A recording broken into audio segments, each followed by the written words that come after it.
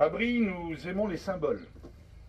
Nous affectionnons le devoir de mémoire, nous adorons l'histoire de notre commune et nous voulons aussi valoriser les personnes qui ont servi et marqué notre commune.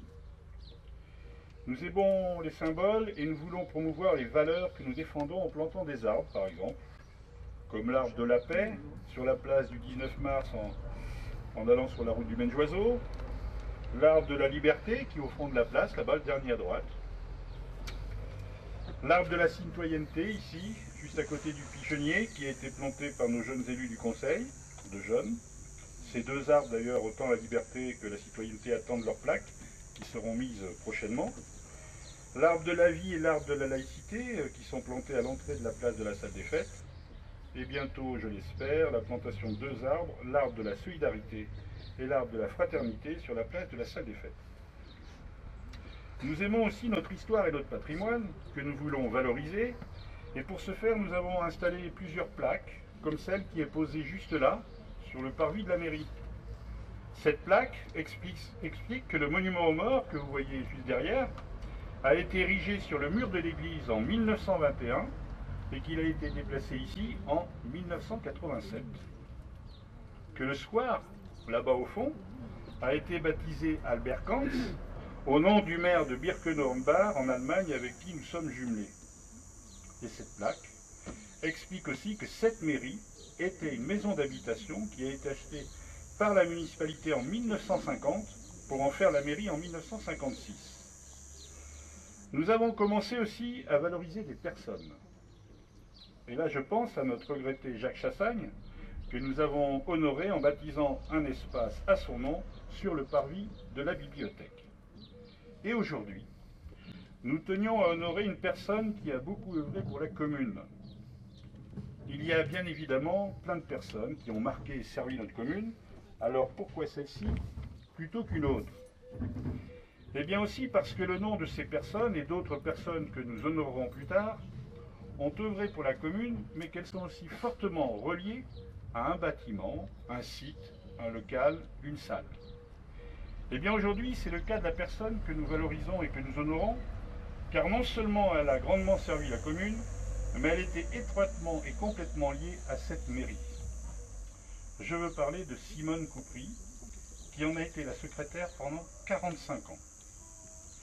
Elle est née le 5 janvier 1927 à Mornac et elle est décédée le 25 avril 2020, en pleine période du Covid, à l'âge de 93 ans, et elle a été inhumée dans le cimetière de Brie. Elle a passé sa jeunesse à Brie, dans le village des Roulis. Ensuite, elle a habité à Lacure, dans le bas du bourg.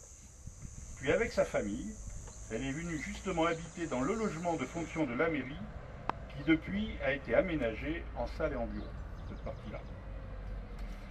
Simone a commencé à travailler à la mairie à l'âge de 15 ans, lorsque la mairie était encore à l'emplacement actuel de l'école élémentaire du bourg, en bas. La mairie était là-bas en bas. Et ensuite, elle a fait toute sa carrière à la mairie, où elle a été secrétaire pendant 45 ans.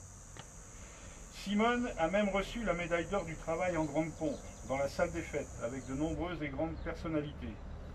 J'ai reconnu sur des photos Guy Paco, qui était maire de Chasseneuil, sénateur et président du département. À la mairie de Brie, Simone a travaillé avec 4 maires différents. D'abord Jean Allély, jusqu'en 1971, qu'elle avait d'ailleurs eu comme instituteur. Puis Daniel Garret, jusqu'en 1974. Raymond Faye, jusqu'en 1983. Et enfin Pierre Chantran, jusqu'en 1987, année où elle a pris sa retraite. Je suis arrivé en 1980 à Brie, et comme d'autres ici, j'ai connu Simone qui travaillait dans cette mairie.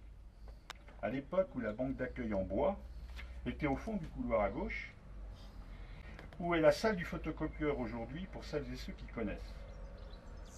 Je l'entends encore me dire quand j'arrivais à la mairie, ou quand je la croisais ailleurs, « Tiens, voilà le plus beau ». Je n'ai jamais su si c'était ironique ou si elle le pensait vraiment. Connaisseuse sans doute. De toute façon, si elle me draguait, je suis arrivé trop tard, car je suis né en 1961, et elle s'est mariée le 20 novembre 1952 avec Pierre Coupry, que certains d'entre nous ont bien connu ici.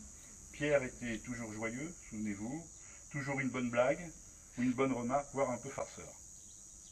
J'en connais d'ailleurs ici qui tiennent de leur père ou de leur grand-père. Simone d'ailleurs elle a fait plein de choses merveilleuses, mais elle n'a pas tout réussi dans sa vie, car elle a eu un fils, Jean-Pierre, qui est né le 31 mai 1954. Je t'avais dit. Hein. Alors je préviens tout de suite, parce que pour celles et ceux qui ne me connaissent pas, bien évidemment, je ne le pense pas. Mais si je me permets cet écart, c'est que Simone était capable de faire ce genre de blague, et je sais que d'où elle doit en rire. Simone aimait beaucoup les fleurs. Elle en avait beaucoup autour de sa maison, où elle a passé sa retraite, derrière la bouche Ferrard, là-bas, où habite maintenant sa petite fille Céline. Elle donnait aussi des boutures à Jean-Pierre, qui lui aussi a beaucoup de fleurs, y compris sur son balcon, des fleurs qui ont parfois souffert. Et lui, comme Chantal, son épouse, ils savent de quoi je parle, mais là, pour le coup, c'est une blague que je ne peux pas raconter à ce micro. Ça devra attendre le pot de tout à l'heure. Simone était une main verte exceptionnelle. Elle aimait aussi aller chercher les champignons, et à Brie, avec la magnifique forêt de la Braconne, il y a de quoi faire. Elle était aussi passionnée de cuisine, et c'était une excellente cuisinière. Elle aimait faire des petits plats à ses petits-enfants, Céline et Jérôme, qu'elle chérissait tant. Même si elle avait du caractère, Simone était la mamie que tout le monde aurait aimé avoir. Elle aimait également jouer à la belote et participer au concours. En plus de son travail de secrétaire de mairie, elle s'est beaucoup impliquée dans la vie de la commune. Et elle a pendant de nombreuses années été trésorière du club des aînés, d'où la présence aujourd'hui de certaines de ses copines et de ses copains. Elle a été également correspondante à la Charente Libre. À ce sujet, c'est elle qui m'a passé le flambeau et qui m'a donc fait confiance pour que je la remplace à cette fonction. J'espère, Simone, que tu ne l'as pas regretté. En tous les cas, je sais qu'elle a contribué pleinement à mon intégration dans la commune et fait en sorte que je tombe amoureux de Brie. N'est-ce pas, Jean-Michel, à qui j'ai passé le témoin? Ça se passe un peu comme ça quand on est à Chantilly. Après, on tombe amoureux de sa commune.